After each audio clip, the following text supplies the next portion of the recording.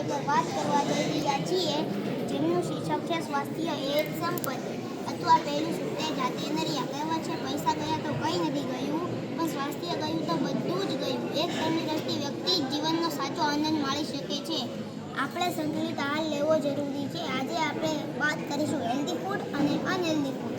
ક્યાં ક્યાં ફ્રૂટ્સ ખાવા જોઈએ, ક્યાં ક્યાં ફ્રૂટ્સ ન ખાવા જોઈએ. તો ચાલો તેના વિશે સમજીએ. હેલ્ધી ફૂડ: તાજા ફળો, સફરજન, કેળા, કેરી વગેરે. કઠોળ, ચણા, મગ, દાળ વગેરે. આખા અનાજ, ઘઉં અને બાજરી. શાકભાજી, પાંદડાવાળા શાકભાજી, શિયાળાના શાકભાજી. ડ્રાયફ્રૂટ્સ: કાજુ, બદામ, પિસ્તા, અખરોટ. આ ખોરાક શરીરને ઉર્જાવાન રાખે છે, રોગ પ્રતિકારક શક્તિ વધારે છે, ઘણા રોગોનું જોખમ ઘટાડે છે.